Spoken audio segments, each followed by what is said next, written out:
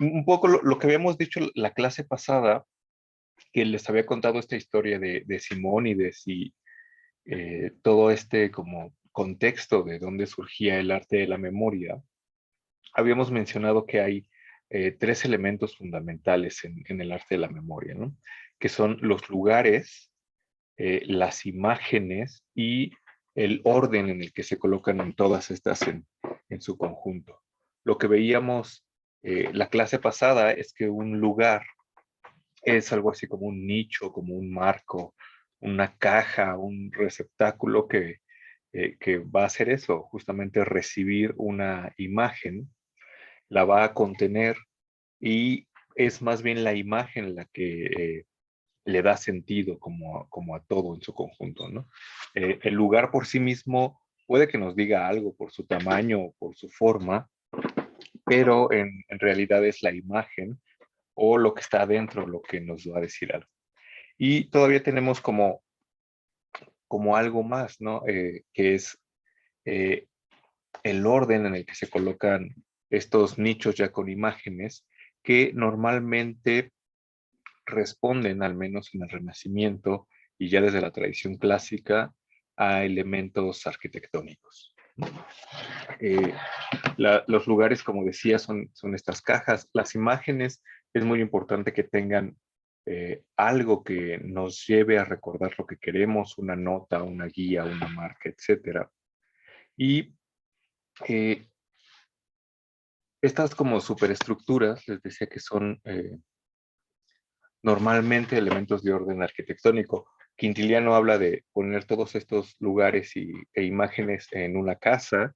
También se usaban las iglesias. Los monjes de la Edad Media, los dominicos sobre todo, que eran los que practicaban el arte de la memoria, utilizaban como lugares de la memoria los conventos, ¿no?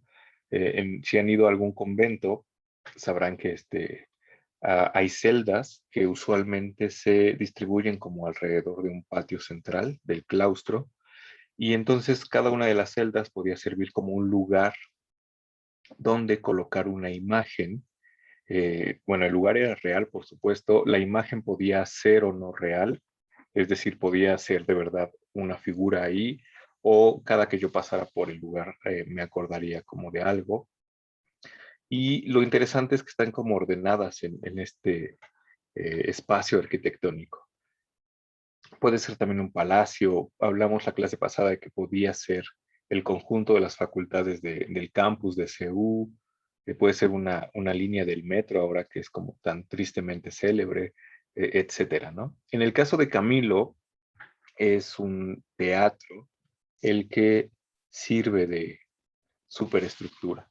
Pero no es cualquier teatro, sino que es un teatro vitruviano, que la característica que tiene más evidente es que las gradas están formadas por un semicírculo. O sea, si lo viéramos desde arriba, como está aquí en los dos planos, veríamos que justamente todas las gradas son un círculo partido a la mitad, mientras que el escenario está como en lo que iría como la otra mitad del círculo.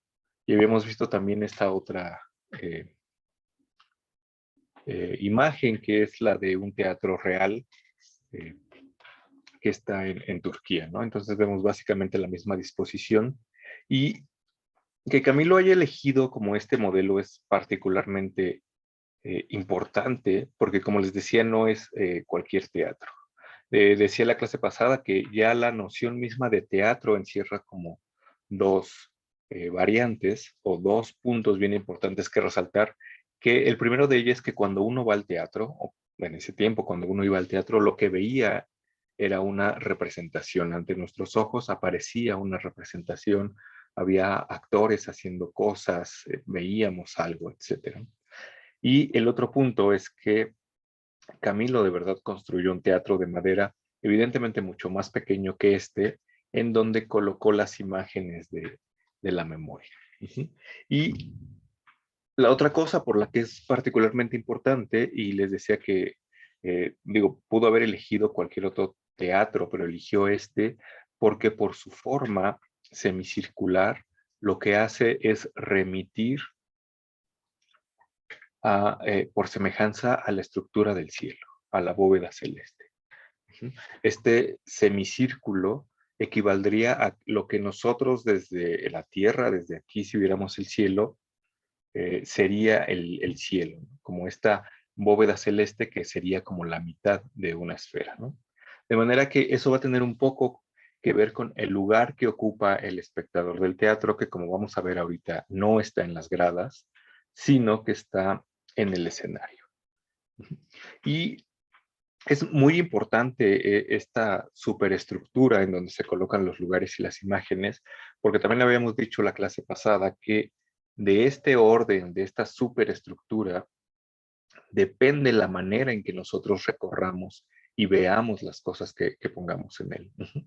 No veremos de la misma manera las cosas que pongamos en el teatro, si es un teatro de este tipo, a que si nos metemos al aula magna de la facultad, o nos metemos a la sala Nezahualcóyotl, o nos metemos al Che Guevara, o a un salón de la facultad, ¿no? No todos, no todas estas como superestructuras funcionan de la misma manera. Entonces, Camilo lo eligió porque justamente lo que va a tratar de hacer, tanto a un nivel como físico, por así decirlo, pero también simbólico, es justamente eso, ¿no? Emular el cielo, las esferas de los planetas. En el texto habíamos adelantado como algunas cosas la clase pasada, un poco de manera un tanto acelerada porque tenemos muchas cosas en la cabeza. Pero una de las cosas que sí habíamos adelantado es que lo primero que dice Camilo es que los antiguos escritores siempre, y los sabios, siempre eh, revelaban como estas verdades divinas en forma de misterios, bajo ciertos velos, etcétera. Primero porque, eh, aludiendo como a esta cita de Pico de la Mirándola que va al Evangelio, no hay que darle como perlas a los cerdos, ¿no? O sea, no todo mundo puede tener acceso a esa revelación divina. Y en segundo lugar, aun cuando se tenga la capacidad de comprender esta revelación divina, no podemos hacerlo o no podemos acercarnos directamente a esta divinidad, sino siempre necesitamos de un intermediario, ¿no? Entonces, esto primero que dice Camilo sirve para justificar su uso de imágenes en el teatro. Lo que va a hacer Camilo con el teatro es que nosotros podamos ver lo que está más allá del cielo, lo que está más cercano a la divinidad, pero no lo podemos hacer de manera directa, sino que necesitamos un conjunto de intermediarios, que son justamente el teatro en su conjunto con las imágenes, que es un poco lo que pasa cada que hablamos o cada que nos encontramos con alguna referencia a algún contacto con la divinidad, ¿no? Quien habla con la divinidad normalmente se encuentra como con un velo. Eh, Juan en el Apocalipsis se le aparece un ángel, no sé, a la Virgen María también cuando le dicen que está embarazada de Jesús, no es Dios mismo, sino es Gabriel mediante el Espíritu Santo, ¿no? Incluso el oráculo de Delfos, cuando iban y le preguntaban cosas, lo que hacía era contestar como con enigmas, ¿no? O sea, no contestaba una cosa clara, sino que lo que hacía era insinuar la respuesta, ¿no? Dar como una cierta pista, no de manera directa, pero tampoco de manera indirecta, ¿no? Era como un punto medio que tenía como que interpretarse. Entonces, de esta manera, el teatro de Camilo es eso, ¿no? Es un punto intermedio, porque además va a reflejar el cielo, y ese punto intermedio lo que hace es mostrarnos lo que está más allá del mundo celeste, en el supraceleste, pero al mismo tiempo nos lo está ocultando, ¿no? O al revés, ¿no? Al tiempo de que nos lo oculta, nos lo está mostrando. Entonces es como particularmente interesante. Y otra de las cosas que dice Camilo es que, eh, bueno, Camilo, por supuesto, cree que su teatro es un tratado mnemotécnico, pero se aleja muchísimo de las cosas que hay en los tratados clásicos. Una de las cosas que dice, y quizá la más importante, es que los antiguos oradores, cuando querían recordar cosas mundanas, utilizaban lugares mundanos y perecederos, ¿no? Si yo quiero recordar, no sé, un discurso que tengo que dar para mi examen profesional o lo que sea, quizá utilizaré eh, la estructura como de mi casa, ¿no? Entro a mi casa, subo las escaleras, abro la puerta y cada uno de los momentos será un lugar que pertenece a una superestructura, pero que Camilo considera que es un lugar mundano y perecedero.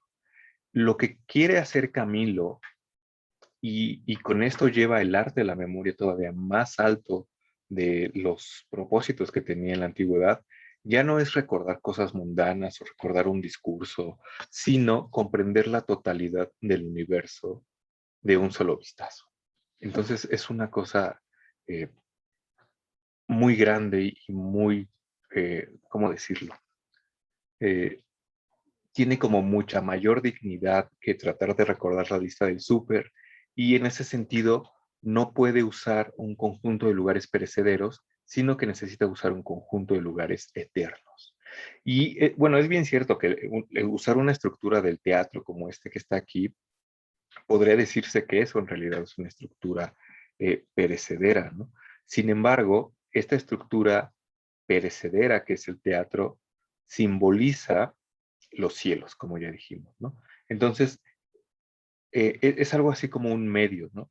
Camilo dice, los antiguos oradores lo que hacen es usar lugares perecederos, pero lo que nosotros vamos a hacer es usar lugares eternos, que es el cielo. Y es bien interesante, ¿no? Porque eh, las casas, los palacios, los conventos, los edificios pertenecen al mundo sublunar. Y si se acuerdan lo que hemos visto en alguna clase, las cosas del mundo sublunar están sometidas a la generación de la corrupción y se mueren y son perecederas, etcétera. Mientras que lo que está arriba de la esfera de la luna es eterno. De manera que usar la serie de los planetas como lugar de la memoria, como superestructura donde ordenar la memoria, tiene todo el sentido del mundo para que no sea algo que perezca y que se pierda, sino algo que permanezca y sea eterno, ¿no? Entonces tiene todo como el sentido del mundo. Y a esto Camilo le va a ir agregando como muchas otras cosas. Una de las cosas que dice en el primer grado del teatro es que la sabiduría se construyó una casa que sostuvo sobre 7 columnas. Y luego dice que estas 7 columnas lo que representan son la eternidad de las 7 sefirots del mundo supraceleste, están relacionadas también con el mundo celeste y tienen un influjo en el mundo elemental. Entonces lo que tenemos aquí, que ya hemos encontrado en otros autores, es la presencia de estos 3 mundos, ¿no?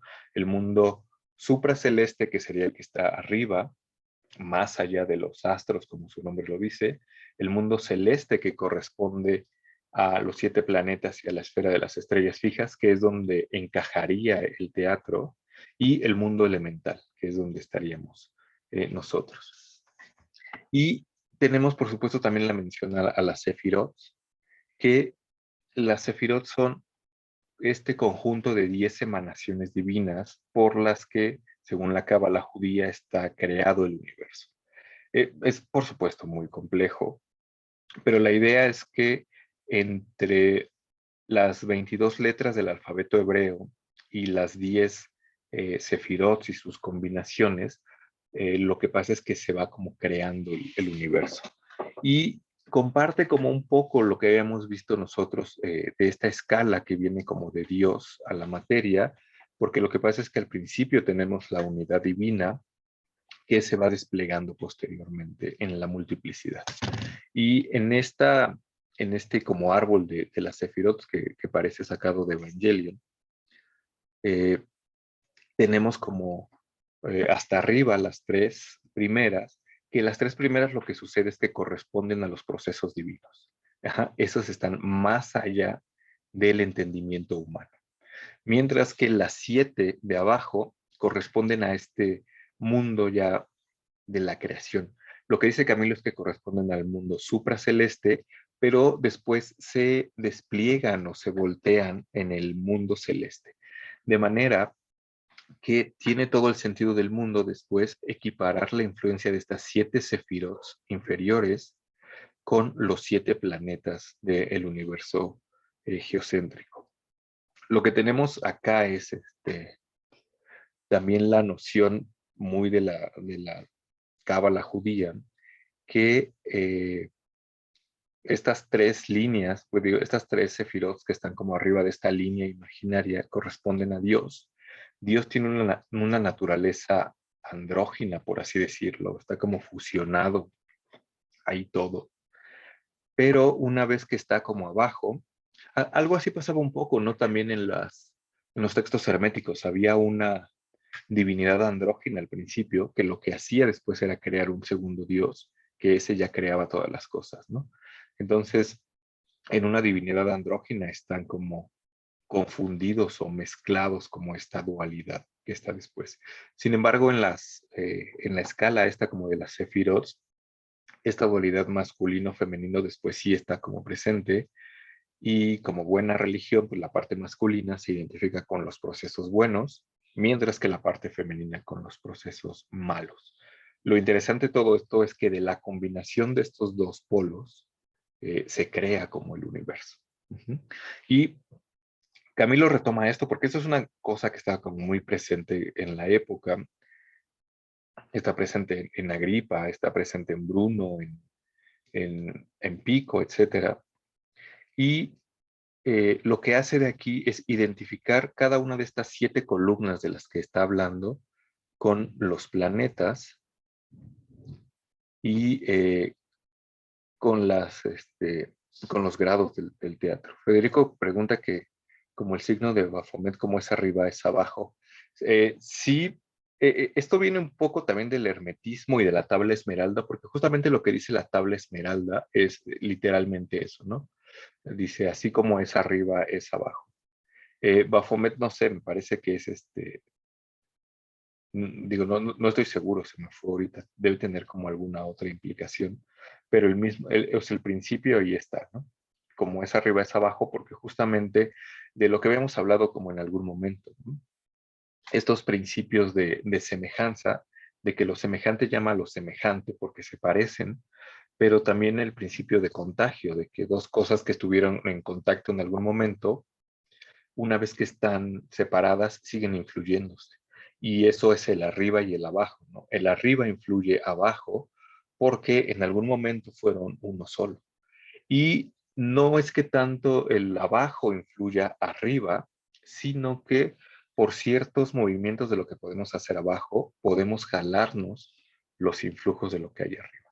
Entonces es un principio como muy presente quizá en el misticismo, en el ocultismo, etcétera. Y pues de Baphomet no te podría decir como mucho más, pero sí ahí está como esta cosa. Y entonces, regresando como a esta estructura del teatro, tenemos acá justamente, ¿no? Estas 7 columnas que tienen que ver con las 7 sefirot y sobre las que la sabiduría se crea la casa. Y lo que hace Camilo es eh, identificar cada una de estas columnas con un planeta. Sin embargo, no lo hace como de manera ascendente, sino como de manera bueno, viéndola nosotros, así como está en pantalla, de izquierda a derecha. Entonces, lo primero que tenemos es la Luna, que sería el primer planeta que encontraríamos eh, saliendo como de la Tierra. Luego Mercurio, Venus, el Sol, Marte, Júpiter y Saturno. Eh, y esto daría como una división lateral, ¿no? Así como horizontal, pero también tenemos como esta división que va hacia arriba. Y estos son como los grados del teatro. Un poco lo que dice Camilo es que siguiendo la idea de que en un teatro la gente que se sienta más abajo, y que igual que en los teatros actuales, los estadios, donde sea, pues quien se sienta más abajo es quien tiene más dinero como para pagar, ¿no? En teoría es como quien es más noble y por eso ocupa un lugar más cercano al escenario, mientras el que no tiene dinero pues ya se va ahí al pebetero, ¿no? Hasta arriba del estadio. Entonces, de la misma manera, aquí como en esta estructura del teatro, dice Camilo, las cosas que están más cerca del escenario son cosas más dignas o más cercanas a la divinidad, por así decirlo. Y ahorita vamos a ver por qué tiene sentido. Mientras que conforme vamos subiendo las gradas, encontramos cosas inferiores en la escala, por así decirlo. De manera que de aquí tenemos como dos cosas bien interesantes. Primero, que esta división como en 7 eh, espacios marcados por las columnas se divide además por estas 7 niveles del teatro, lo cual nos da un conjunto de 49 lugares, ¿no? Que ya habíamos como adelantado un poco la clase pasada. El teatro, como superestructura en donde se colocan los lugares y las imágenes, tiene 49 lugares y en tanto que es por así decirlo, una conclusión numérica o una estructura numérica, no es gratuita, como cualquier otra explicación numérica de la época, ¿no? Eh, por supuesto, está basada en estas 7 sefirots, que ya tiene como toda una carga ontológica detrás, está basada en los 7 planetas, pero está como basada en la multiplicación del 7 por 7, ¿no? Que son los 49 lugares. Eh, el 49 es como particularmente importante, dice Camilo, porque eh, se dice que Moisés, si tomamos en cuenta esta diapositiva, hasta esta línea de acá, perdón, pasó 7 veces por las 7 sefirots en su intento como de cruzar acá, pero nunca logró cruzar la esfera de la Binah, que es la tercera sefirot. Si Moisés pasó 7 veces 7 por este lugar, pues en realidad pasó 49 veces por ahí, ¿no? Entonces, ese número no es gratuito. También dice que el Padre Nuestro en hebreo tiene 49 palabras, ¿no? Bueno, esta cosa de que los textos hebreos, así como ortodoxos, son como muy, muy estrictos con esta cuestión de numérica, sobre todo. Carlos dice que también aparece el número 7, el que alude Macrobio en los comentarios. Relativo, claro, está la perfección del dicho número. Sí, por supuesto, o sea, esta cosa de que el número 7 está súper presente, no es algo que sea privativo del Renacimiento, no viene desde la Edad Media, la Antigüedad tardía, la Antigüedad como más lejana. Y Macrobio, por ejemplo, como decía su compañero, sí tiene también como una fijación con el número 7 por muchas cosas, ¿no? En resumen, también porque el 7 es el número de los planetas y así como está arriba en el cielo, más allá del cielo, en las sefirot, y en el cielo, en los planetas, también está aquí abajo, en el mundo elemental, y particularmente en el ser humano, ¿no? Macrobio decía justamente que, eh, por ejemplo, los seres humanos tenemos 7 orificios en la cara, ¿no? Tenemos 2 ojos, 2 fosas nasales, una boca y dos orejas, que quizá para nosotros es una cosa completamente arbitraria, pero para Camilo, perdón, para Macrobio, para la gente de esa época era una muestra de que el 7 estaba ahí, ¿no? También dice que los seres humanos tenemos 7 como extremidades, ¿no? Como 2 piernas, 2 brazos, una cabeza, un torso y los genitales. Y que tenemos como 7 movimientos y que toda nuestra vida se rige por ciclos de 7 días, 7 meses, 7 años. Dice que el séptimo día de una enfermedad determina si uno se va a morir o no. Cuando nace un niño, si a las 7 horas no se ha muerto, pues es que ya no se va a morir. Entonces sí, es toda una tradición que jala como el 7, ¿no? Y además el 7 es particularmente perfecto porque está conformado por el número 3 y el número 4. Y el número 3 alude a la divinidad, como en esta diapositiva que tenemos acá de las sefirot. O sea, no es casual tampoco que estas 3 sefirot que pertenecen al mundo divino, separadas de estas 7, sean eso, ¿no? 3. O sea, el 3 está como reservado a la divinidad. En la tradición católica, la Trinidad, pues es eso, ¿no? O sea, es un número 3. El 3 está reservado como a esta cosa divina, mientras que el 4 está reservado a la cosa material que podremos ver, por ejemplo, en los 4 elementos, ¿no? Los 4 elementos que conforman el cuerpo humano, o básicamente el cuerpo del cosmos, ¿no? Tierra, agua, aire y fuego, que en conjunción con el alma que pertenecería como a este mundo divino y que también tiene que ver con el 3, daría 7. De ahí tenemos que como que la fusión del ser humano tendría como este 7. Entonces el 7 es así como una cosa. O sea, y Macrobio, como decía su compañero, sí tiene unas cosas así loquísimas sobre el 7. Es como una locura. Y entonces lo que hace aquí Camilo es justamente retomar estos puntos, ¿no? El 7 es un número que es como particularmente importante y por algo el teatro está basado en ese número. Habíamos hablado de que también eh, Ficino en De Amore separa su texto como en siete discursos, ¿no? Entonces, es como muy importante. Entonces, si la superestructura que va a contener como todas estas imágenes y lugares es una superestructura que además tiene como esta carga ontológica o este peso o esta base en un número que es como tan importante, no puede sino ser igualmente importante, ¿no? Entonces, pues ya tenemos aquí como los 49 lugares. Les decía que las cosas que están más cercanas al escenario serían como las más nobles, mientras que las que van subiendo son como más mundanas, por llamarlas de alguna manera. Eh, lo que está en el primer grado son, por supuesto, los planetas y corresponden, por supuesto, a los fundamentos divinos. Lo que está en el segundo grado se refiere al agua. No tengo idea de por qué se referirá al agua. Lo que dice Camilo un poco en el segundo grado del teatro es como, bueno, tiene como muchas referencias a por qué el agua es como particularmente importante. El tercer nivel, que es el nivel del antro o de la caverna, como está ahí, corresponde al mundo natural. Luego en el cuarto tenemos las gorgonas, que corresponden a las tres almas del hombre y su dimensión interior. Luego a Pasifae, que corresponde al descenso del alma en el cuerpo, ya vamos como cayendo. Luego los talares de Mercurio, que son como las alitas de las patas, que corresponde a las acciones naturales del ser humano. Y finalmente el último, que son Prometeo, corresponde como a las artes o las ciencias o las cosas que hace el ser humano con herramientas.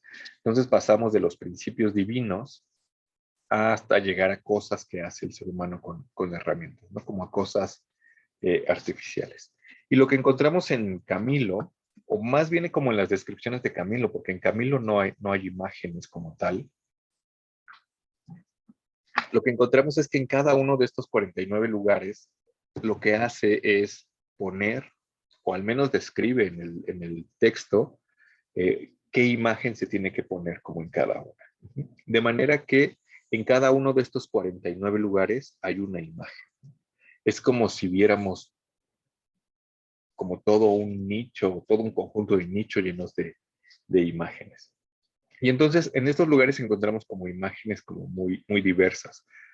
Pero también es cierto que lo que pasa en Camilo es que hay ciertas imágenes que se repiten.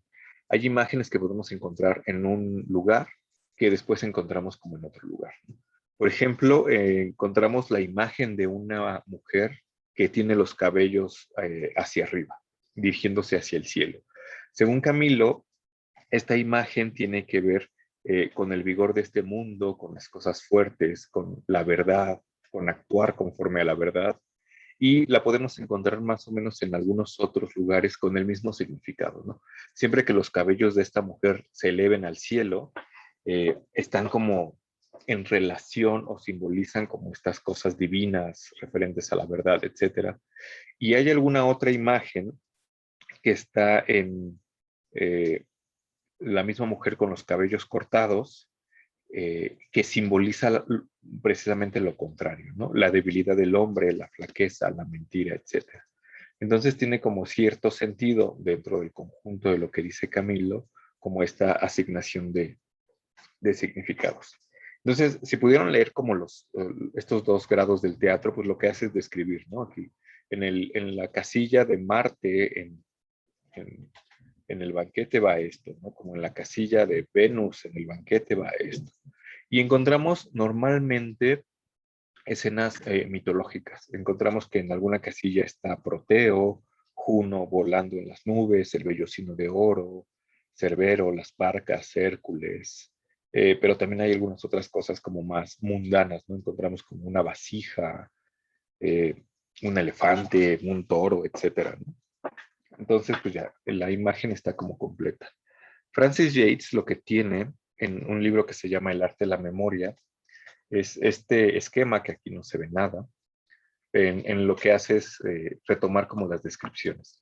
Porque otra de las cosas que tenía el teatro real de madera que cuenta que hizo Camilo es que no solamente tenía estos 49 nichos en donde había imágenes, sino que también tenía como muchas notas. No sabemos de qué. Eran relacionadas, por supuesto, con las imágenes que había. Eh, pero bueno, es como todo un problema, por lo que voy a decir ahorita. El caso es que Yates hizo como esta gráfica en la que podría como rastrearse esto. Esto está en un libro que se llama El arte de la memoria, y en el libro sí se ve como bien la gráfica, pero aquí se ve mucha, así que lo siento, porque no se ve.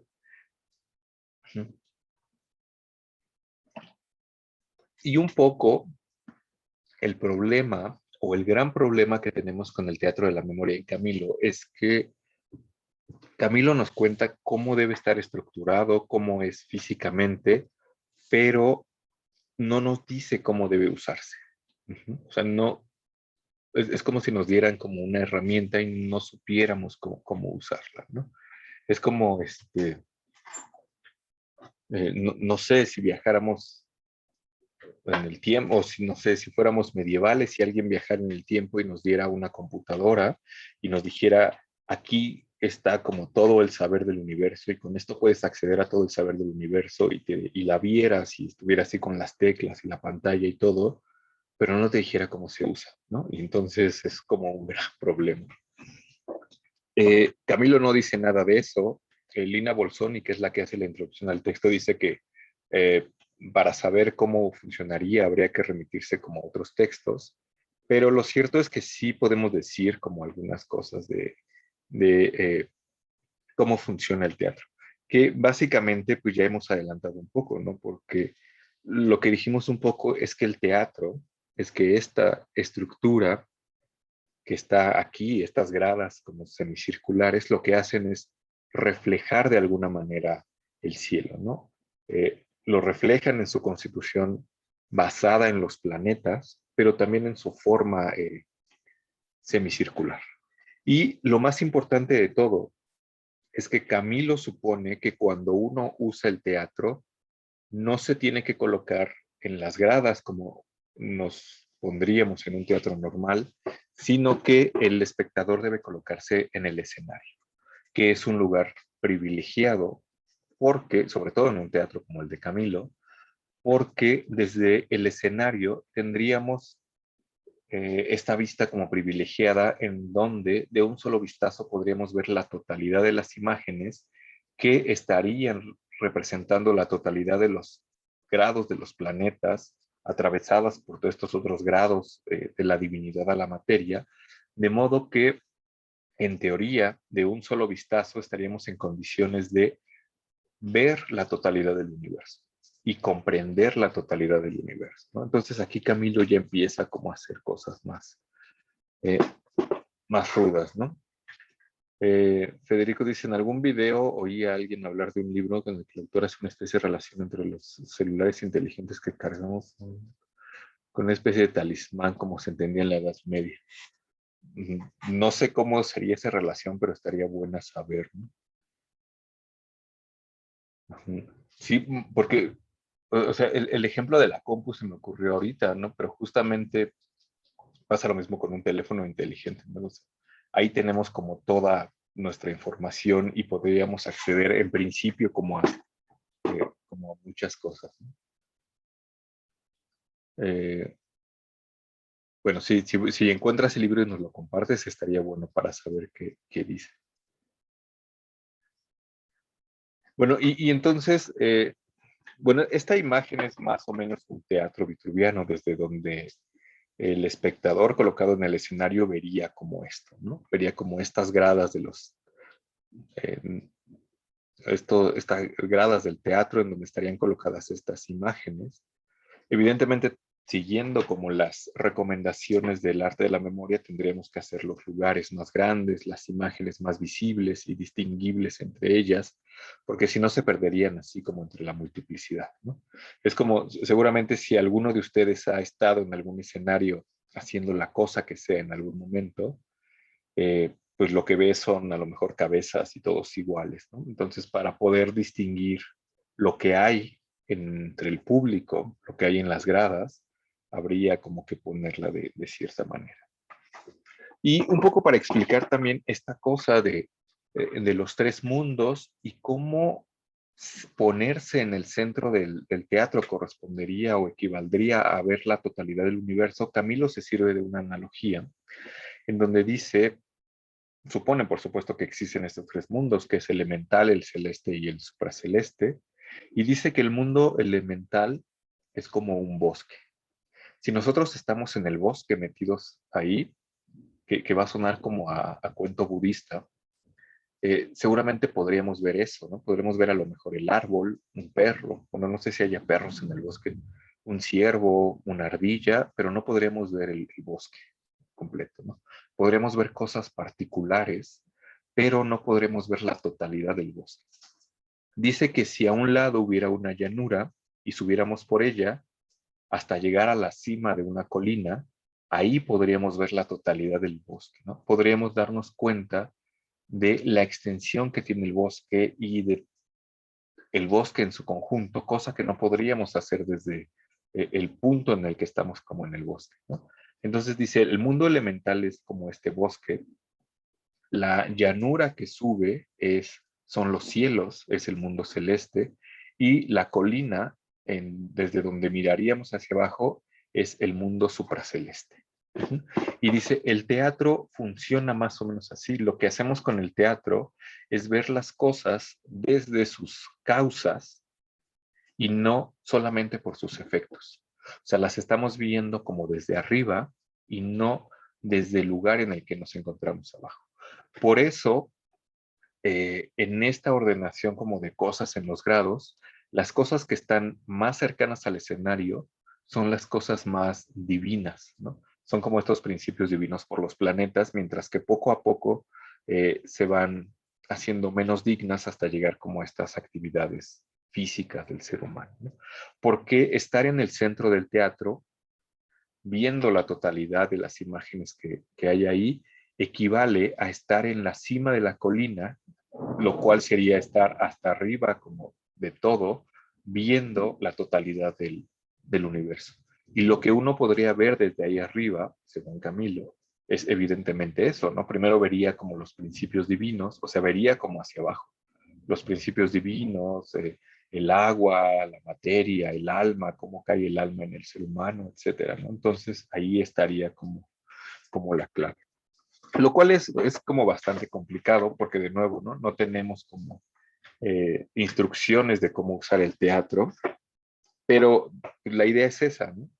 Eh, Tampoco es que usando el teatro podamos salirnos sin más del mundo elemental y del celeste y subir hasta el supraceleste, sino que por medio del teatro tenemos una visión o una comprensión como de esta estructura. Regresando un poco a esta idea de cómo es arriba es abajo, lo que hace el teatro o la función que tendría el teatro sería algo así como un conjunto de antenas mnemotécnicas que lo que harían sería jalar las influencias eh, del cielo y de lo que está más allá del cielo. Porque de nuevo tenemos esta imagen del mundo de fondo, ¿no? Que hay un mundo más allá del cielo que cae en el cielo y después cae en el mundo elemental, como forma de embudo, que es básicamente lo que hemos visto como en todo el curso, ¿no? Desde los textos de Ficino, ya en Platón, etcétera, tenemos esta idea donde todo viene de el uno, Dios, la divinidad, la unidad, y se va desplegando como hacia abajo, ¿no?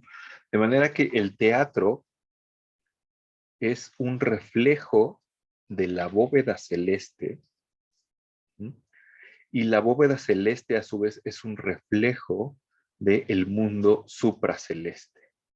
De manera que si está bien construido, y por eso es tan importante que esté estructurado como siguiendo el orden de los planetas, si está bien construido, estas influencias que vienen desde arriba, que se reflejan en el cielo, en los planetas, van a poder reflejarse en el teatro porque está emulando el cielo, pero lo más importante es que como el ser humano o el espectador del teatro tiene que colocarse al centro del teatro, estas se reflejarían al final como en un embudo hacia el interior de la mente humana, lo cual debe ser una cosa como muy fuerte.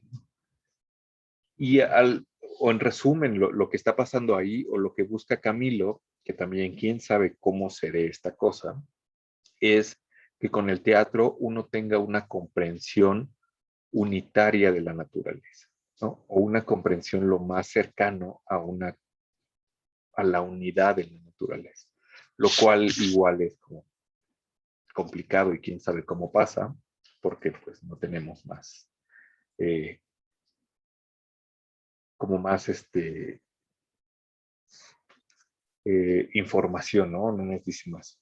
Y todo esto, para decir, todo esto, porque me gustaría señalar que llama la atención que en Camilo encontramos eh, este mismo propósito, ¿no? Que encontramos ya quizá en Ficino, que encontramos en Pico, que encontramos en Platón, en los herméticos, y es que nuestra alma viene de algún lugar superior y trata de regresar como a ese lugar, pero no puede regresar a ese lugar si antes no es consciente de que viene de ese lugar. Lo que parece que sucede con Camilo y su teatro es que el teatro eh, eh, funciona como para estar o como para tener las imágenes internas dentro de nosotros en sintonía con las cosas que están allá arriba, ¿no?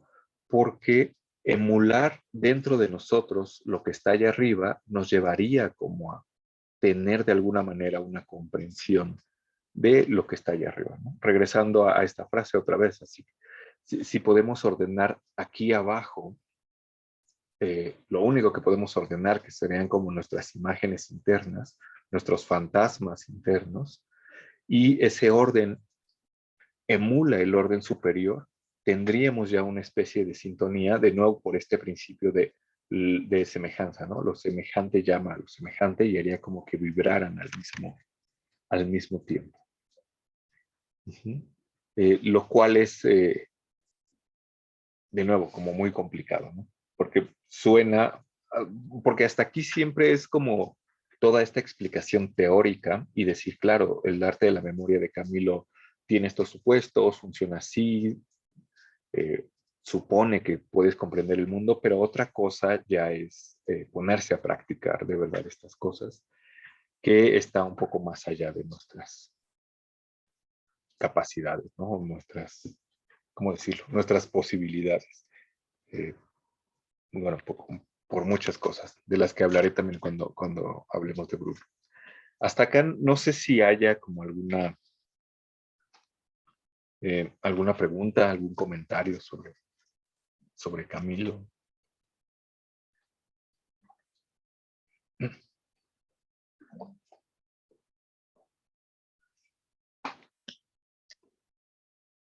No. Bueno, si no, básicamente eso era lo que quería comentar sobre Camilo y me gustaría como hacer algunos otros comentarios sobre el mundo celeste. Sí tengo, bueno, Alex me pregunta que si tengo el libro del arte de la memoria. Sí lo tengo en físico, no sé si lo tenga en PDF, pero lo voy a buscar y lo subo, ¿no? Debe existir, mira, sí, sí lo tengo como es este y tiene su diagrama, está como bien bueno. Y aquí sí se ve como, bueno, seguramente por la cámara se ve igual se ve igual de chafa que en la presentación, pero sí, debe estar por ahí en PDF. Lo voy a buscar y se lo subo al Classroom y al Facebook. Eh, bueno, ya para cerrar sobre Camilo, nada más así como chisme, era que Es que no me acuerdo eso dónde lo leí, creo que venía en Yates, donde decía que en sus ratos libres, bueno, quizás estoy exagerando, ¿no? Que en sus ratos libres se dedicaba a domar leones. Entonces era una cosa así como rara, ¿no? Y que, y que por eso era considerado algo así como un maestro solar. Porque, de nuevo, ¿no? Apelando como a estas cuestiones de semejanza, el león que es amarillo y que tiene como esta melena que parecen los rayos del sol, es considerado un animal solar. Y si tú eres alguien que puede dominar a un animal muy solar, pues seguramente tienes algo más de solaridad que ese animal, ¿no? Y hace 2 semestres que hice los primeros videos para donde hablaba de Camilo, bueno, este es dato curioso, ¿no? Me escribieron en Facebook, no sé quién, alguien alguien de Croacia, en donde me decía que Camilo tenía como ascendencia croata, ¿no? Y ya como buscando, pues sí, Camilo tenía como, nació, bueno, no sé si nació o sus padres nacieron en algún lugar que ahora está en Croacia, pero nunca vivió ahí y además quién sabe si, no sé, como su postura o su propuesta filosófica tenga algo que ver con eso, pero como este personaje me decía que era como importante. Pero bueno, ese era como agregado cultural. Pero bueno, eh, uh, ¿en qué página de mi libro está el diagrama? Jorge dice que lo tiene en PDF, no, está en la página 160. Bueno, entre la 160 y la 161. No sé si, bueno, yo espero que venga en edición. Sí, pero ahí está.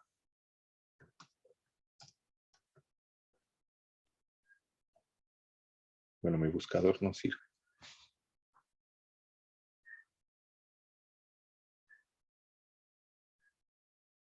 Pero bueno, entonces ya, esas eran como los dos agregados culturales, ¿no? De que Camilo domaba leones y que tenía ascendencia croata. Que en ese tiempo seguramente no existía Croacia como tal, era como Dalmacia o algún punto así. Pero pues es una zona como que tiene esta cuestión de las nacionalidades muy arraigadas, ¿no? Entonces, quizá como destacar que algún personaje histórico importante tiene como ese origen es importante para esa gente, ¿no? Así como Nikola Tesla, que tenía origen serbio, aunque en realidad había nacido en Croacia, ¿no? Entonces es una cosa rara. Pero bueno. Eh, la otra cosa de lo que quería hablar aquí, no sé, en los próximos minutos, y que me importaba porque tenía algo que ver con lo que veremos con Campanella en la clase que viene, es sobre algunas implicaciones tanto culturales como filosóficas de cosas que son, en principio, físicamente observables y que todos podemos como observar, ¿no? Que después se van cargando como de un, ¿cómo decirlo? No sé si llamarlo simbolismo, pero van adquiriendo una carga que se va haciendo como muy grande y muy fuerte, pero que de nuevo al principio tienen un elemento observacional físico, empírico, como muy presente, ¿no? Y como muy fuerte, por así llamarlo. Y es importante porque estas cosas, y me refiero por supuesto al movimiento de los astros, estas cosas las encontramos en Ficino, las encontramos en Bruno y las vamos a encontrar en Campanella, ¿no? Y digo que tiene que ver con el movimiento de los astros y cómo los planetas y los astros en general juegan un papel fundamental en todo lo que hemos visto como hasta ahora, ¿no? Eh, para Ficino, el alma pasa por los 7 planetas. Hablamos de que en los textos herméticos, eh, este segundo dios, que era un demiurgo, creó 7 gobernadores, que eran eso, ¿no? Los 7 planetas. Camilo estructura su teatro en los 7 planetas. Entonces, los planetas eran como muy importantes, ¿no? Y apelando de nuevo a esta cosa de que como es arriba es abajo, parece que los astros determinan muchas cosas de aquí abajo, ¿no? Eso que está ahí arriba como determina muchas cosas de acá. Y entonces me gustaría como hablar de este caso del movimiento del Sol, sobre todo, que es como particularmente importante, ¿no? Y de estas cosas que son como observacionales. Eh, si nosotros nos pusiéramos a ver el cielo, bueno, hemos hablado también de que aquí hay un supuesto en donde consideran que existe un universo geocéntrico, ¿no? Que la Tierra es el centro del universo y que todo gira alrededor de ella.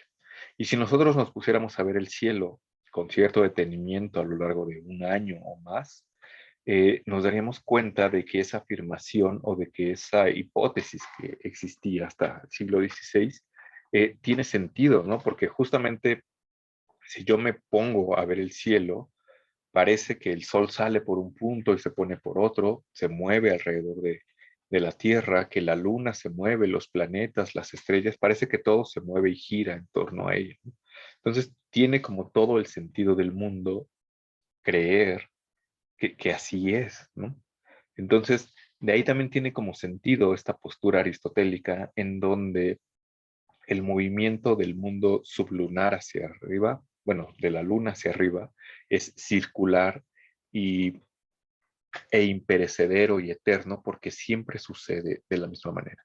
Así se ve desde la Tierra, así lo podemos ver nosotros, así lo veían los medievales, así lo veían los renacentistas, así lo veía Platón, así lo vio no sé, algún faraón egipcio, así lo veían los aztecas, así lo veían los mayas, etcétera. Y ese es como el punto base, ¿no? Es como el punto que todo mundo puede observar y que después se va cargando como de ciertos simbolismos, ¿no? Entonces, les decía que si nosotros nos pusiéramos a ver el movimiento del cielo, lo primero que veríamos y lo más evidente es eso, ¿no? Que el sol sale y se mete y gira alrededor de la Tierra. Lo cual es como, bueno, evidentemente no, ¿no? Lo cual es la cosa más básica del mundo que puede pasar y al mismo tiempo se carga como de muchísimo simbolismo, ¿no? Porque por otras cosas que generan, ¿no? Porque no solamente que el sol salga y se ponga, sino que eso genera el día y la noche, en donde tenemos ya una gran dualidad, ¿no? Y posteriormente el día y la noche va a estar asociado con la luz y las tinieblas, que hasta ahí es como un elemento físico, por llamarlo de alguna manera, pero después tiene el agregado cultural en donde se va a identificar con el bien y el mal o con la vida y la muerte, ¿no? Un movimiento como muy básico que es como este del sol. Bueno, tenía esta diapositiva de acá. Ujú. Entonces, si nosotros tenemos como o vemos el punto por donde sale el sol, que es el oriente, tenemos ya como un punto de referencia, por así llamarlo, ¿no? Justamente orientarse viene de ubicar el oriente. Mientras que si seguimos como el movimiento del sol, llegamos al punto donde se pone, que es el occidente, que como sus nombres en latín, origo, tiene que ver con, origo quiere decir nacer, surgir, de ahí viene originarse, mientras que oquido tiene que ver con morir, de ahí viene homicidio, etcétera, ¿no? Entonces, nacer y morir. Es como el lugar por donde nace el sol y el lugar por donde muere o se pone el sol. Si nosotros agregamos como esta otra referencia que es como el arriba y el abajo, bueno, si nosotros viéramos como por dónde sale el sol y pusiéramos como la mano derecha por donde sale y la mano izquierda por donde se pone, frente a nosotros tendríamos el norte y detrás de nosotros tendríamos el sur. Ujú. Y hay como un punto muy básico para saber dónde está el norte que tiene que ver con Polaris, que es la estrella polar, que no sé si sepan ubicar Polaris, pero es una estrella que en teoría nunca cambia como de posición, siempre está como en el mismo punto. No tengo una imagen aquí, no sé por qué se me fue ponerla, pero hay fotografías en donde se ve el cielo, en las estrellas, como es una fotografía de larga exposición donde se ve cómo gira todo. Estas estrellas se ven como rastros de luz y hay una estrella que no se mueve, que justamente es Polaris, que es esta colita que está aquí en la osa en la Osa Menor, ¿no? Que la Osa Menor es esta como cazuela, bueno, hay una, ¿no? Que es la Osa Mayor, que es una constelación gigantesca que seguramente, bueno, desde la Ciudad de México no se ve, pero seguramente si han salido de la ciudad o han ido en carretera en la madrugada, en la mañana, en invierno, es una constelación que se ve mucho, es enorme, o sea, no hay manera de no verla. Y las dos estrellas que están acá como de este lado de la cazuela, donde no está el mango, apuntan hacia Polaris, hacia la colita de la Osa Menor. Esa es como la manera de ubicar eh, Polaris, ¿no? Bueno, acá tenemos igual, ¿no? Como las dos estrellas del sartén que apuntan hacia Polaris. Entonces tendríamos ahí como ya un tercer punto que nos diría dónde está el norte y eso nos llevaría a que nos diría cómo está el sur. Ah, sí tengo la imagen. Es como esta, ¿no? Justamente Polaris está como en el, por eso se llama Polaris, porque está en el polo norte, es la estrella polar, está aquí como en el centro, y si nosotros hiciéramos una foto como esta, pues lo que veríamos es esto, ¿no? Todo el universo gira en torno a este punto, lo cual, si Aristóteles hubiera vivido en la época de la fotografía digital, pues habría encontrado ahí otro punto de apoyo a su teoría, ¿no? Entonces, este es un primer sustrato físico que lo que nos hace es que ya nos dio como varios elementos simbólicos, ¿no? Apelando a esta cuestión de los puntos cardinales, ya nos da un motivo para considerar que el número 4 es importante, ¿no? Porque hay 4 puntos cardinales. Un lugar por donde nace el sol, un lugar por donde se muere, un punto al norte donde que nunca se mueve y otro punto al sur, ¿no? Entonces ahí es como muy importante y aparte eso tiene forma de cruz, ¿no? Pero también nos da este otro sustrato, esta otra implicación cultural, porque el punto por donde nace el sol se va a considerar como un punto que tiene que ver con lo bueno, mientras que el punto por donde se pone el sol se va a considerar como aquello que tiene que ver con lo malo, ¿no?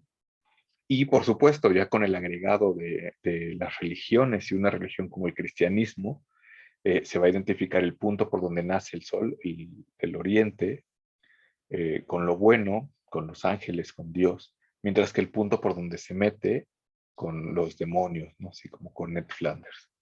Eh, hay una novela medieval que se llama El cementerio peligroso, que me acuerdo que la leí en los primeros semestres de la facultad, en donde el personaje, que no me acuerdo si es Gawain o Perceval, pues va a buscar como, ya saben, ¿no? A salvar a una doncella, como de costumbre, y quizá buscar el Santo Grial.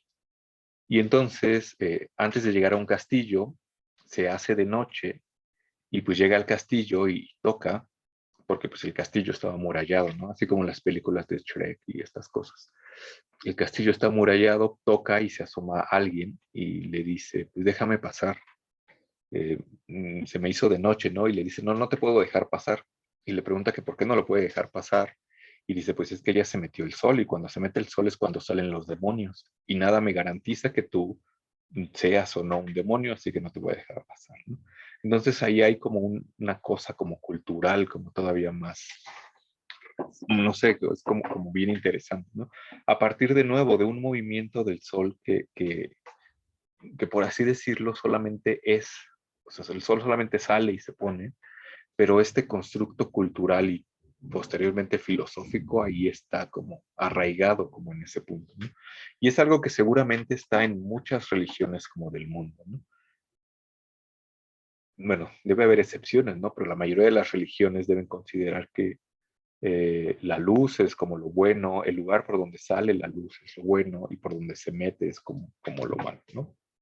Y alguna vez leí, apelando también a estas implicaciones religiosas y culturales, que en la Edad Media, en los altares que estaban dedicados a San Miguel, se colocaban viendo hacia el occidente, viendo hacia el poniente, porque justamente el poniente, el occidente, que es por donde se mete el sol, asociado con el mal, es el lugar por el que salen los demonios, ¿no? De manera que tiene como todo el sentido del mundo poner los altares de San Miguel viendo como a ese lugar, ¿no?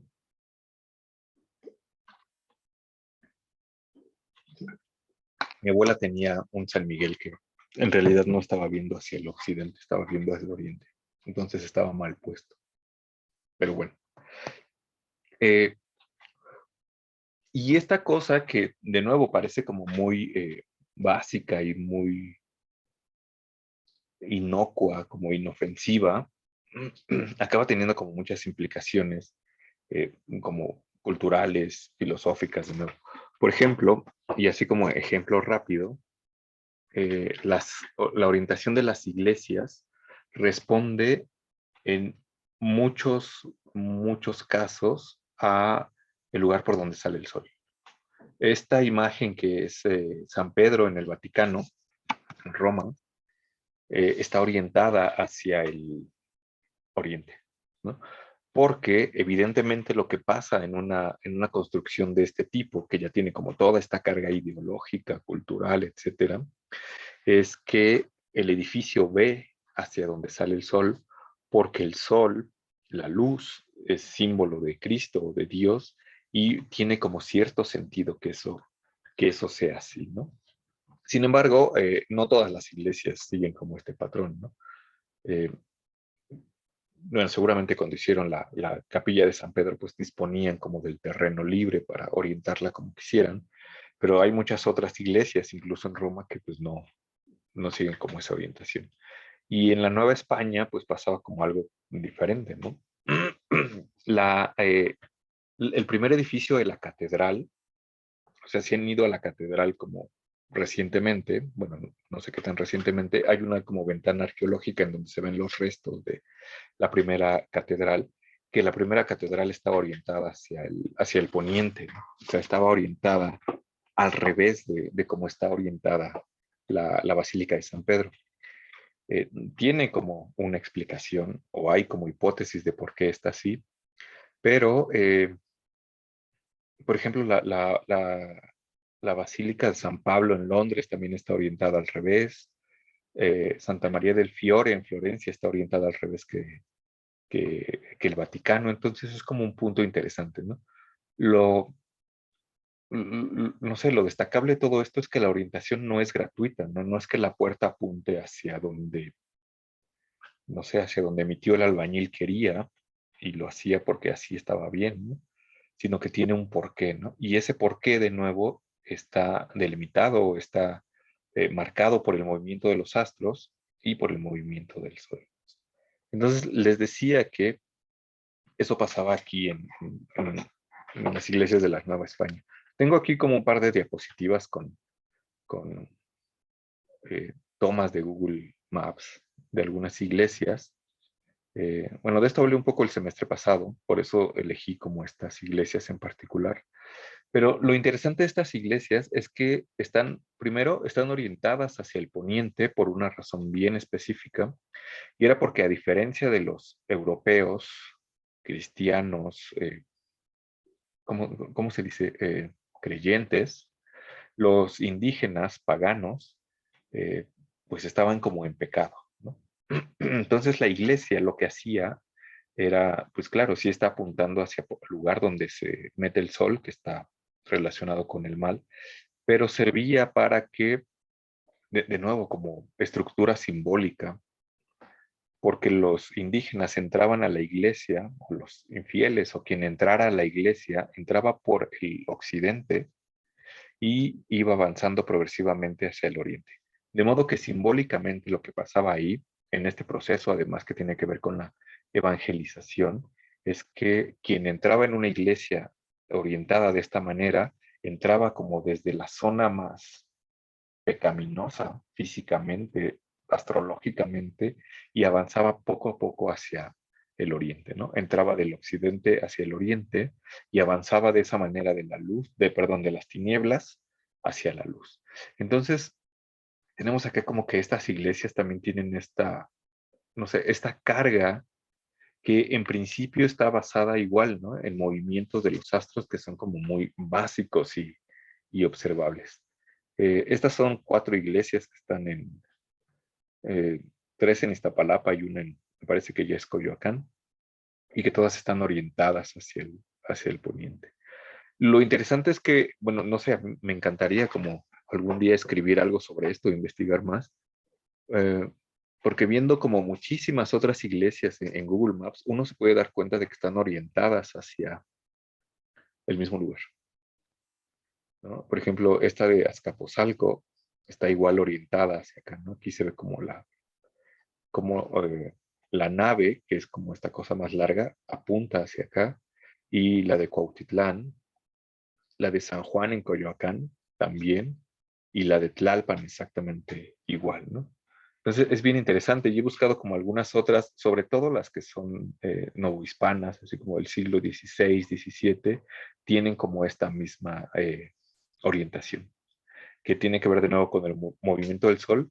Y la segunda cosa importante es que no están completamente, ¿cómo decirlo?, horizontales, o sea, no apuntan así directo, sino que tienen una cierta inclinación que debe ser más o menos entre 10 y 23 grados, más o menos. Lo cual también tiene un porqué que, de nuevo, también está un poco más allá de mi comprensión. Pero es de lo que vamos a hablar ahorita, así como en estos 5 o 10 minutos, porque lo vamos a encontrar en Camilo, perdón, en Campanella. Si nosotros viéramos como este movimiento del Sol, ya no en un día, sino a lo largo de un año, nos daríamos cuenta de que el Sol no siempre sale por el mismo lugar. Ujú. Si nosotros lo viéramos el 21 de marzo, en la mañana, cuando el Sol sale, veríamos que el Sol sale por la mitad, que el Sol sale por el ecuador, por así decirlo, ¿no? Sale por un punto medio y tendremos como igual espacio por los dos lados. En ese momento, el 21 de marzo, lo que pasa es que, bueno, pasan varias cosas, ¿no? Empieza la primavera, el 21 de marzo, empieza, o bueno, a nivel como astrológico tenemos como que comienza el signo de Aries, y en ese punto, a nivel astronómico, estamos como en un equinoccio, en el equinoccio de primavera. Y en el equinoccio de primavera, como su nombre lo dice, las noches son iguales a los días. El sol sale a la mitad y eso tiene como implicación que los días y las noches duren lo mismo. Sin embargo, conforme va pasando los días, el sol va saliendo cada vez más al norte.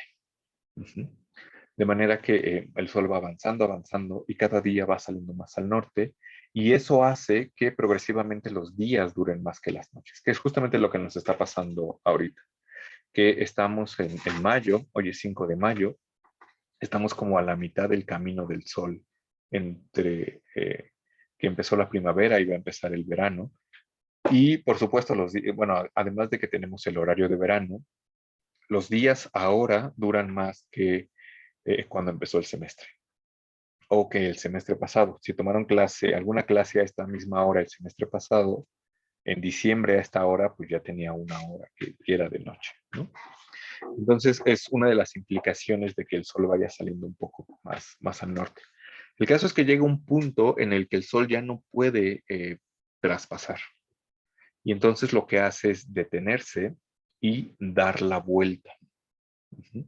Se detiene y llegamos a un punto que se llama el solsticio de verano, que se da el 21 de junio, y que justamente solsticio etimológicamente tiene que ver con que el sol se detiene, el sol se queda estático, ¿no? El solsticio. Y empieza el verano, tenemos que inicia el signo de Cáncer. Entonces aquí es bien importante los signos, porque ya tenemos como Aries y ahora tenemos Cáncer, que va a ser como particularmente importante.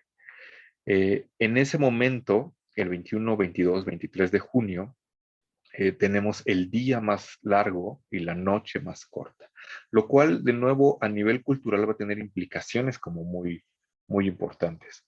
Normalmente se celebra la fiesta de San Juan, en la noche de San Juan. En México, al menos en la Ciudad de México, no tiene como gran repercusión, pero en algunos otros países, la noche de San Juan es como particularmente importante porque se celebra quemando o prendiendo hogueras y brincando sobre ellas, etcétera, ¿no? la luz reina sobre la oscuridad, entonces es un punto muy importante. Pero también a partir de ese punto lo que sucede es que el sol empieza a salir progresivamente más al sur, empieza a regresar al punto donde salió. De manera que los días se van haciendo más cortos hasta que llegamos a el 21 de septiembre, 21, 22 ya saben, en donde estamos en otro equinoccio, que ahora será, perdón, sí, el equinoccio de otoño, ¿no? En donde tenemos el signo de Libra, tenemos que de nuevo los días duran igual que la noche, etcétera. Bueno, y para no hacerla larga, pues lo que sigue pasando es que después el sol sigue su camino y ahora empieza a salir cada vez más al sur. Y lo que sucede con eso es que los días empiezan a hacerse más cortos. Uh-huh. Se empieza a oscurecer más temprano. De nuevo, lo dicho, ¿no? Cuando tenemos clases en la facultad en noviembre, en diciembre, los últimos días del semestre, cuando teníamos clases en la facultad, eh, a las 6:30 de la noche, de la tarde ya era de noche, ¿no? O sea, ya no había luz. Y el sol se va moviendo, va saliendo progresivamente cada vez más al sur hasta que el 21 de diciembre llega como al tope. Llega a otro solsticio y da vuelta. Esto no lo dije como en el otro, pero lo que hace ahí es que da vuelta y por eso se llama eso un trópico. Uh-huh. Tenemos por un lado el trópico de Cáncer, que el sol toca el 21 de junio, y tenemos por otro lado el trópico de Capricornio, que el sol toca el 21 de diciembre. Uh-huh. Que estas dos fechas son como particularmente importantes porque, por un lado, tenemos que en el trópico de Cáncer el sol domina sobre sobre la luz domina sobre la oscuridad, pero al mismo tiempo, a partir de ese punto, la oscuridad va ganando un poco de espacio. Y por el contrario, en el trópico de Capricornio, domina la oscuridad, domina la noche, domina las tinieblas sobre la luz, pero a partir de ese punto el sol o la luz, los días más largos van ganando como cierto terreno, ¿no? Y posteriormente, por supuesto, el sol va saliendo más al norte hasta que llega a salir al mismo punto por el que nace. Entonces les decía que estos signos que tenemos acá, que son Aries, Cáncer, Libra y Capricornio, son particularmente importantes a nivel astrológico, astronómico. Y si lo vemos aquí en esta presentación de los signos en círculo, lo que tenemos es como esta cruz, ¿no? Es como esta cosa. Y bueno, Aries y Libra no es que no sean como importantes, pero lo que pasa ahí es que está como equilibrado el asunto, ¿no? Mientras que en Cáncer y Capricornio sí tenemos una oposición que incluso vamos a encontrar en textos filosóficos como Macrobio, como Ficino, como Bruno, como Campanella, ¿no? Entonces, es como bien interesante como esto, ¿no? Eh, Sí, bueno, estas son unas diapositivas de unos observatorios que están en Perú. Por supuesto, en un observatorio debemos tener un punto de referencia. Y lo que hicieron en este observatorio, que es prehispánico, es marcar el lugar por donde sale el sol en diferentes momentos del año. Entonces tenemos aquí que estas montañitas, estas como cosas de dinosaurios, marcan el punto por donde nace el sol en junio, en diciembre, que son los solsticios, y por los equinoccios, ¿no? Que es por el punto medio. Si lo viéramos un poco más a detalle, veríamos como esto, ¿no? El 21 de diciembre saldría como completamente al sur y el 21 de junio saldría como más al norte. Y esto es importante porque, de nuevo, esta es una cosa que pasa. O sea, igual que el sol sale y se pone, el que salga y se ponga por diferentes puntos es una cosa que sucede físicamente y que ahí está, ¿no? Pero que tiene implicaciones posteriores, porque por supuesto lo que pasa es que estos dos trópicos lo que hacen es que marcan un límite en el cielo que considerando un universo geocéntrico se reflejan en la Tierra. Y que es algo que conservamos hasta la fecha, ¿no? Porque seguramente se recuerdan sus clases de geografía. En la Tierra hay una cosa en el norte que pasa por México que se llama el Trópico de Cáncer, que pasa por Zacatecas, así. Y hay un trópico en el sur, que es el Trópico de Capricornio, y que delimita como una cierta franja en la Tierra, pero también en el cielo, ¿no? Macrobio lo que dice es que hay 5 zonas en la Tierra, que son estas zonas heladas en los polos. Hay una zona tórrida que está en el centro que justamente está marcada por el movimiento del Sol. Esta cosa de acá arriba es el trópico de Cáncer, esto es el trópico de Capricornio, y esta es la zona tórrida o intertropical. Y estas son las zonas templadas, que serían zonas habitables. Lo interesante de eso es que, de nuevo, estas son rayas que están en la Tierra, pero que principalmente vienen como del cielo y del movimiento de los, del Sol, básicamente.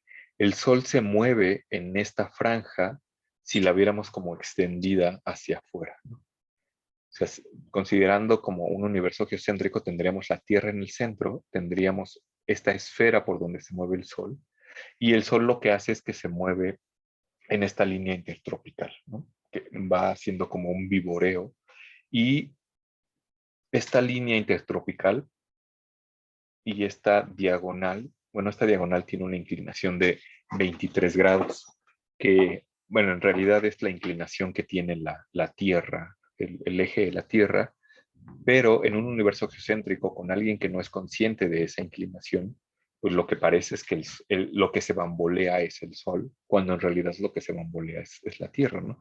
Pero ese bamboleo genera como estas cosas, ¿no? Este movimiento del Sol por la línea que se llama eclíptica. La eclíptica es esta diagonal que atraviesa como la zona intertropical, y es particularmente importante porque hemos hablado hasta ahora de las esferas de los planetas y de una esfera de las estrellas fijas, que son constelaciones pegadas, fijas en esa esfera, pero hay un conjunto de 12 constelaciones que son particularmente importantes y que son las constelaciones del zodiaco. Estas, ¿no? Aries, Géminis, Tauro, Libra, Virgo, etcétera. Cada quien sabrá qué signo es. ¿Por qué esas constelaciones y no otras, ¿no? ¿Por qué no la Osa Menor, que es muy importante porque tiene la estrella que no se mueve nunca, ¿no? ¿Por qué no la Cruz del Sur? ¿Por qué no los 3 Reyes Magos, el Cinturón de Orión, que es una constelación que se ve mucho? ¿Por qué no Casiopea, etcétera? Pues porque estas 12 constelaciones están justamente en este camino del Sol por la eclíptica. Cada mes el Sol sale por la casa de una constelación y se mueve todo un mes por esa constelación hasta el siguiente mes. El 21 de marzo lo que sucede es que el Sol sale por la constelación de Aries y durante todo un mes acompaña al cielo en la constelación de Aries hasta que un mes después, en abril, sale por la constelación de Tauro y así, etcétera, ¿no? Y por supuesto, cuando alguien sí, les digo, seguramente todos aquí saben de qué signo del zodiaco son. Cuando alguien dice que es del signo de Cáncer o del signo de Libra, esa es una canción de un grupo como grupero. Cuando alguien dice que es del signo de Libra, lo que quiere decir es que, bueno, primero lo que quiere decir es que nació entre el 21 de septiembre y el 21 de octubre.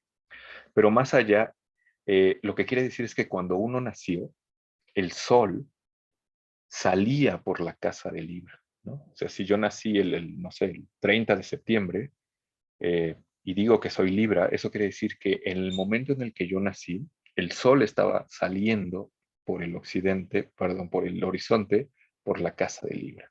Si yo digo que nací el 27 de diciembre y soy Capricornio, eso quiere decir que cuando yo nací, el sol estaba saliendo por la casa de Capricornio en ese momento, ¿no? Lo cual, bueno, quizá para nosotros no nos diga mucho porque ya se secularizó completamente esto, ¿no? Pero piensen en un autor como Ficino, en donde el alma cae por entre los planetas y el punto en el que están los planetas en el momento del nacimiento es particularmente importante, ¿no? Entonces ahí tiene como todo el sentido del mundo, no solo la teoría de Ficino, sino como toda esta estructura del universo, ¿no? Porque además es algo que ahí está, o sea, es algo que se ve, o sea, no es algo que las brujas se inventaron o que los magos se inventaron y se sacaron de la manga, o sea, es algo que está ahí y que surge como de un punto observacional que todo mundo puede ver en principio, que quizá no todo mundo puede interpretar porque no es claro, porque este mundo celeste no es como claro a la primera, así como si nosotros estudiáramos astronomía, tampoco sería claro a la primera. Pero ahí está, ¿no? O sea, es algo como observacional físico y que después va adquiriendo como eh, una carga cultural, una carga filosófica que por sí misma no tenía. Y después lo que puede pasar, como ha sucedido con la astrología, por supuesto, es que nos quedamos únicamente con el cascarón y todos los supuestos que fundamentan esto se pierden, ¿no? Entonces mi tía pues cree que le va a ir bien porque su horóscopo decía que a los Aries les iba bien, les iba a ir bien esta semana, etcétera, pero pues ya no está toda esta estructura que está ahí atrás, ¿no? Entonces es como muy interesante. Lo que quería destacar de aquí era como estos movimientos del Sol y estos 4 puntos que están marcados justamente por los trópicos, bueno, perdón, bueno, sí, los trópicos, que son los solsticios y los equinoccios, que además a nivel biológico, físico, se corresponden con las estaciones del año. Y las estaciones del año determinan de alguna manera, más bien determinan completamente la vida en la Tierra, ¿no? Entonces, más allá incluso de una cuestión meramente eh, esotérica o una cuestión hermética, una cuestión mágica, una cuestión astrológica, lo que está allá arriba, el movimiento de los astros, determina lo que está aquí abajo, ¿no? El que el Sol esté más o menos tiempo en el cielo y de más o menos calor, o sea, los días duren más o menos, determina aquí abajo porque eso hará que haga más frío, bueno, en México no, bueno, en la Ciudad de México no, pero en el norte sí, ¿no? Que nieve, que haya mucho calor, que haya ciertas frutas que se den en cierta temporada, haya ciertos animales que se reproduzcan, no sé, haya ciertas cosas que podamos conseguir en ciertas estaciones y en otras no. Y que de nuevo, ¿no? Se van cargando culturalmente y van teniendo como muchas cosas. Y les decía que quería llamar la atención sobre estos puntos porque les decía, ¿no? Los puntos que están marcados por los equinoccios y los signos que son Aries y Libra, no es que no sean importantes, pero no tienen la carga que tienen Cáncer y Capricornio, que de hecho encontramos mencionados explícitamente en De Amores de Ficino. Ficino dice que cuando las almas caen hacia los cuerpos, caen por la puerta de Cáncer. Bueno, aquí está como la diapositiva en resumen de lo que pasa. No, este bamboleo que les decía y las estaciones, los signos del zodiaco, etcétera. Y un poco lo que dice Ficino es que las almas caen en los cuerpos por la puerta de Cáncer. Ujú. Que, ¿por qué Cáncer y no porque Tauro, porque Géminis, ¿no? O sea, porque Cáncer tiene como este punto importante. Macrobio dice que las almas caen por Cáncer hacia los cuerpos y cuando regresan, caen, suben por la puerta de Capricornio. Y Bruno dice, en las tesis de magia, habla de las puertas de Cáncer y de Capricornio, junto con la escala de Jacob, y dice, a la primera de las cuales se les conoce como la puerta de los hombres y a la segunda como la puerta de los dioses. Cáncer es la puerta de los hombres y Capricornio es la puerta de los dioses. De nuevo, ¿no? ¿Por qué no Acuario y Leo? ¿Por qué no bueno, ¿por qué no Libra y Aries, etcétera? Es justamente por esta oposición que tienen como estos 2 puntos de movimiento del Sol con sus implicaciones filosóficas en este sentido, ¿no? Porque lo que dije hace rato es que Cáncer, este solsticio, esta puerta, que es por donde caen las almas, eh, representa como el momento en el que los días duran más y la luz está triunfante sobre las tinieblas, pero a partir de ese momento, a partir del 21, 22, 23 de junio, lo que pasa es que el sol va perdiendo la batalla contra la oscuridad. Tiene sentido que esa sea llamada la puerta de los hombres, porque en ese momento las almas que son divinas entran al mundo elemental o al cuerpo del cosmos, como lo llamaría Platón, y empiezan a perder algo de divinidad, ¿no? Las almas empiezan a perder esa luz divina hasta encarnarse en el cuerpo humano. Así como el sol empieza a perder, o los días empiezan a perder un poco de luminosidad hasta llegar a un punto como más oscuro. Mientras que la puerta de Capricornio es la puerta de los dioses, porque si bien es cierto que en ese punto los días duran muchísimo menos que las noches, a partir de ese momento los días le van a empezar a ganar terreno a la oscuridad y van a empezar a durar más. De modo que tiene sentido que la puerta de Capricornio sea la puerta de los dioses, porque en ese momento las almas que estaban encarnadas y que empiezan como a perder esa materialidad que las tenía ahí encarceladas, van a ir recuperando poco a poco su estatus divino. Entonces, toda esta explicación medio astrológica, astronómica, era para decir como justamente, ¿no? Esta cosa como que filosófica que está ahí, que parece como muy, no sé cómo decirlo, como densa, aséptica, extraña, tiene a final de cuentas como una base observacional básica que es el movimiento del sol y que se va cargando como de estas cosas. Lo cual apoya un poco como la base de este curso o la idea que está de fondo en este curso, y es que hay una imagen del mundo que sustenta muchos de los planteamientos filosóficos que tenemos en estos autores, ¿no? Pero bueno, eso era lo que quería destacar ahorita. No sé si hay como alguna pregunta hasta acá, algún comentario.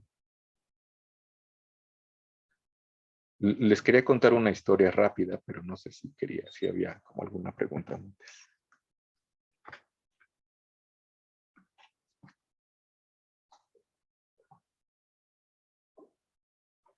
Bueno, si no, les decía que, bueno, a ver, déjenme ver. Bueno, sí, voy a contar. Eh, esta cuestión como observable y del movimiento de los astros, por supuesto, tiene implicaciones culturales, pero también decía que el movimiento de los astros es algo que pueden ver todas las culturas, ¿no? Eh, en esta cultura occidental europea, es Cáncer y Capricornio los que tienen como este papel fundamental, pero seguramente en China Cáncer y Capricornio no dirían mucho porque, pues quién sabe si allá haya Cáncer y Capricornio como constelaciones, pero seguramente habrá como algún equivalente, ¿no? Algún equivalente tanto a nivel observacional en el cielo como a nivel cultural y de esta carga, incluso a nivel de fiestas, ¿no? Porque pensando un poco de nuevo en tradición católica y esto de la noche de San Juan que les contaba, es San Juan Evangelista el que se celebra en esa fecha, y la fecha que tenemos o la fiesta que tenemos asociada al solsticio de invierno es la Navidad, el nacimiento de Cristo. Lo cual no es de nuevo gratuito, ¿no? Porque apelando como a la Biblia y todo esto, el primero que viene y el que anuncia al Mesías es Juan, el evangelista. Y él dice, yo no soy el bueno, aunque parece que yo soy el bueno, hay alguien que va a venir después. Y ese que viene después nace como en el otro extremo, porque estas cosas son extremas, ¿no? Y es como Jesucristo. Ajá, los chinos tienen su propio horóscopo, pero además es como extraño, ¿no? Porque acá los horóscopos están divididos por meses. Eh, de marzo a abril es Aries, de abril ¿qué sigue? De abril, mayo es Tauro y así sucesivamente, pero hasta donde entiendo el horóscopo chino más bien va por años, ¿no? Hay como una secuencia de animales, que cada animal tiene como, o domina un año y después otro, así hasta que se cumple como la secuencia. Entonces, sí es como diferente. ¿Cómo funcione más allá de eso? No tengo idea. Pero bueno, es como otra cosa, ¿no? Digo, y lo mismo pasará como en alguna otra cultura.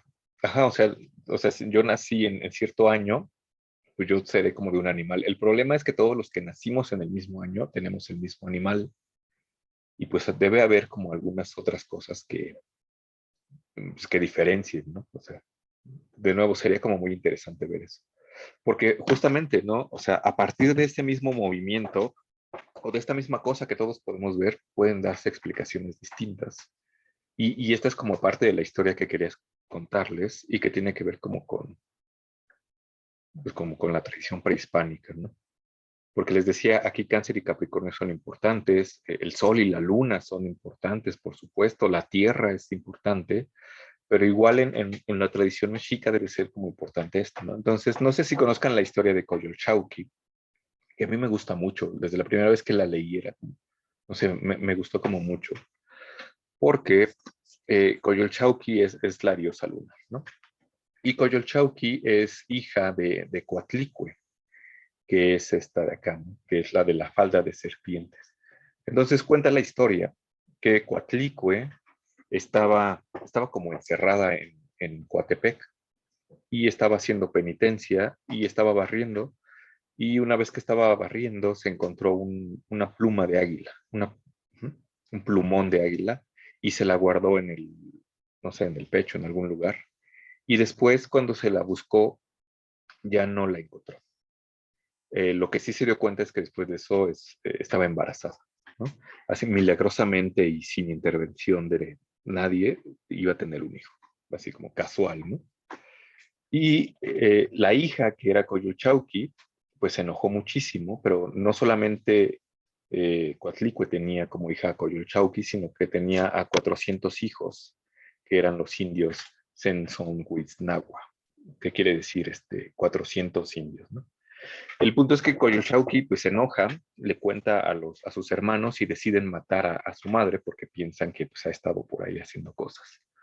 Y pues van todos juntos a matar a Coatlicue, y cuando la van a matar, en ese momento nace el hijo, que el hijo es Huitzilopochtli, y nace con un Xiucoatl en la mano, que Xiucoatl literalmente significa serpiente de fuego, y que es básicamente un mazo de obsidiana con el que los aztecas cortaban españoles, ¿no? Y lo que hace Huitzilopochtli con eso, con el Xiucoatl, es descuartizar a Coyolxauhqui y tirarla por el cerro de Coatepec, y los indios se ahuyentan y desaparecen. Entonces, esta cosa mitológica que puede quedarse así, ¿no? A mero nivel mitológico, lo que dice Sahagún es que en realidad tiene como este trasfondo observacional y físico como básico.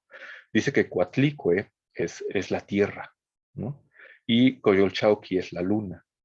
De ahí que sea su hija, ¿no? Tiene sentido porque si nosotros vemos el horizonte, la luna nace de la Tierra. Pero no solo la luna nace de la Tierra, sino que también las estrellas nacen de la Tierra. Los 400 hijos, así como en sentido figurado, los muchos hijos de la Tierra, son estos indios, pero Huitzilopochtli, que es el sol, también nace de la Tierra. De manera que todos son hermanitos, es decir, que todo queda entre familia. Y pues la explicación es que pues todos son hermanos. Cuando van a matar a Coatlicue, nace Huitzilopochtli, que es este de acá con su Xiucoatl, y descuartiza a Coyolxauhqui. Que esta cosa de que la descuartiza, en realidad lo que hace es explicar las fases de la luna, ¿no? Porque al igual que en la tradición europea renacentista, en donde la luna se asocia a los animales que mutan o a los animales que cambian, pues por esta cosa, ¿no? Porque cambia, porque vemos que disminuye y aumenta, pues de este lado se asociaba con este desmembramiento, ¿no? Que de nuevo el desmembramiento es una cosa que está presente en algunas otras culturas y que seguramente como en términos junguianos aludiría al arquetipo, ¿no? Que el arquetipo en nuestra explicación estaría basado en una cosa observacional. ¿no? Entonces, Coatlicue es la tierra, Coyolxauhqui es la luna, Huitzilopochtli es el sol, los indios son las estrellas y el Xucoatl es el primer rayo del sol que sale por la tierra, ¿no? Y este primer rayo de sol lo que hace es ahuyentar a los indios, ahuyentar a las estrellas, porque justamente cuando sale el sol, las estrellas se dejan de ver y al mismo tiempo desmembrar a Coyolxauhqui, ¿no? Entonces es como básicamente el mismo proceso donde tenemos una cuestión observacional que acaba cayendo en una explicación que tiene una carga cultural, religiosa, e implicaciones como de cualquier otro tipo, y que después puede que pierda como todo este simbolismo, ¿no? Bueno, yo espero que conozcan esta escultura del Coyolxauhqui que está en el Templo Mayor y que les decía que a mí me gusta mucho. Pero bueno, este era como el cuento y el agregado cultural para decir de nuevo cómo este movimiento, esta cosa física, observable, que está ahí, se va cargando como de muchas otras cosas y que tiene un poco que ver también con lo que decíamos con Ficino, ¿no? ¿Se acuerdan que lo que pasa con Ficino y la generación de una imagen es que yo veo algo, yo percibo algo, y mi sentido común, mi imaginación genera una imagen primera y mi fantasía genera una imagen segunda que tiene una carga, que tiene un plus que ya no tiene ni la imagen primera ni la segunda, ¿no? Pero que a final de cuentas, esa imagen fantástica, esa imagen cargada, viene de algo como objetivo, por llamarlo de alguna manera, que es como la cosa que yo observo. Solo que en el proceso se va cargando como de ciertas otras cosas, que es básicamente lo que pasa o es el principio de la magia bruniana, de la que hablaremos como en algún momento, y que está presente pues básicamente en la constitución, en las explicaciones como que da el ser humano a las cosas, ¿no? Pero bueno, hasta acá la historia de Coyolxauhqui. No sé si hasta acá haya como alguna pregunta. Toda esta cuestión de las estrellas y los astros, se las quería contar porque nos la vamos a topar en clases siguientes, así que pues me gustaría que tuviéramos ahí como un trasfondo para entender. Entonces, bueno, no sé si hay otra pregunta, ahora sí nos colgamos como lo que deberíamos tener en una clase presencial. No acostumbro como hacer estas cosas, pero así jalo. Ajá. Bueno, si no hay otra pregunta, bueno, ninguna pregunta, lo vamos a dejar acá. Lo que vamos a leer la clase que viene es La Ciudad del Sol de Campanella, en donde vamos a poder ver como algunas de estas cositas de las que hemos hablado hoy. Y bueno, voy a subir el libro en un ratito al Classroom, al Facebook. Les voy a anotar como las páginas que nos tocan. E igual subiré un par de videos. Y pues ya, nos veremos por acá la clase que viene, ¿no? Así que si es todo, pues por acá la dejamos. Muchas gracias por quedarse hasta ahorita y nos vemos el miércoles que viene. ¿Vale? Bye. Gracias, profe, hasta luego. Hasta luego.